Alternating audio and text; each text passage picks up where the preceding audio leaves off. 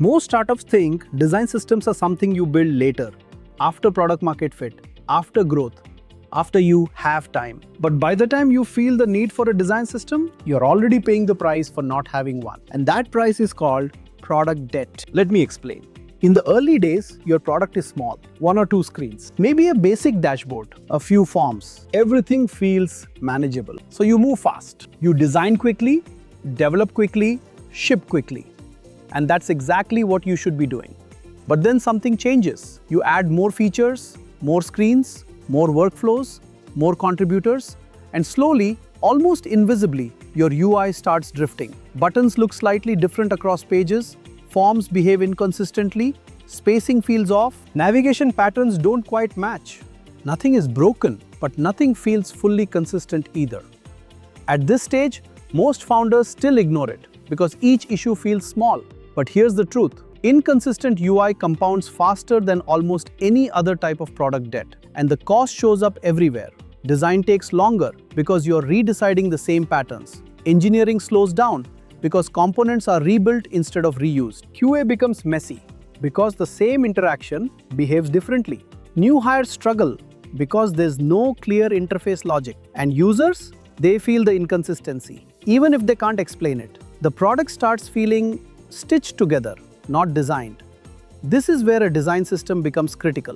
And no, it's not a cosmetic upgrade. It's not about making things look nice. A design system is a speed system. It's a way to turn UI decisions into reusable logic. So instead of solving the same problems again and again, you solve them once and reuse them everywhere.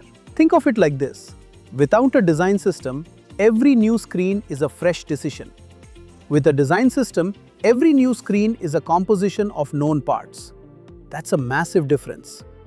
Now let's break down what a design system actually does. First, visual consistency. Same colors, same typography, same spacing. Your product starts looking like one cohesive system instead of multiple mini products. Second, interaction consistency. Buttons behave the same way everywhere. Forms follow the same rules. Errors, loading states, success messages, all predictable. And predictability reduces user confusion. Third, component reuse. Instead of rebuilding a card, form, or modal every time, you reuse it, which means faster development and fewer bugs. Fourth, faster shipping. Because the team stops debating solved problems. No more, what should this button look like? How should this form behave? What spacing feels right? Those decisions are already made. And finally, lower long-term cost. Because when you want to redesign, improve accessibility, or change branding, you don't fix hundreds of screens. You update the system once.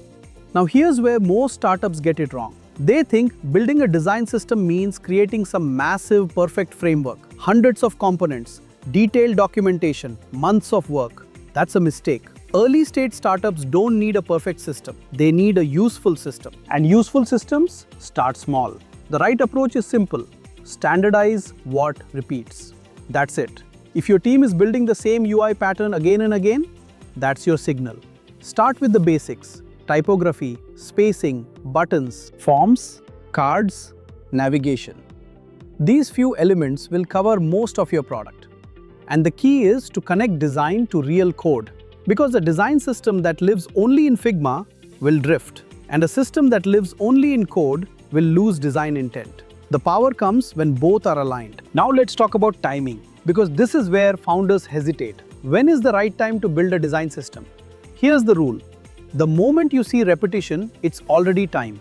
Not when things are broken, before they break. Because once inconsistency spreads everywhere, fixing it becomes expensive. But if you standardize early, scaling becomes easier. Now let's look at real-world impact. Imagine a startup building a SaaS dashboard.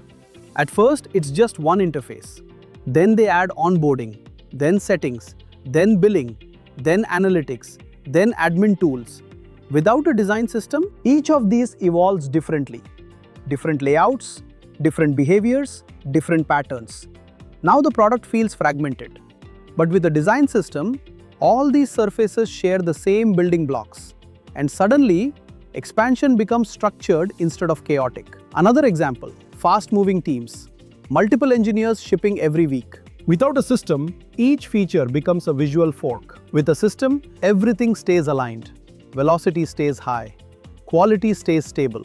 And here's something most founders underestimate. Design systems are not just for design. They impact engineering speed, product clarity, onboarding, user trust. They're a company-wide leverage system. Now let's talk about common mistakes. First, waiting too long.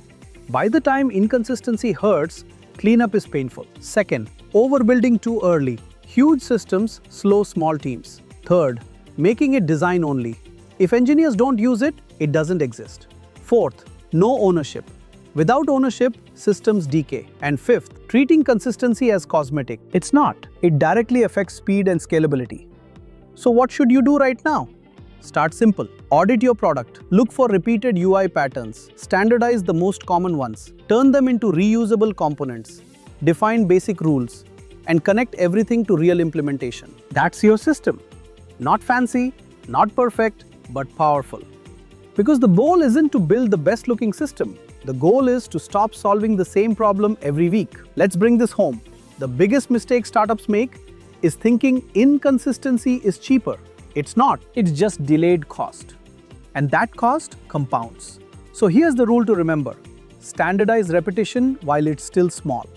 Because once chaos spreads, control becomes expensive. But if you build a system early, scaling becomes easier, faster, and cleaner. And in startups, speed without chaos is one of the biggest advantages you can build.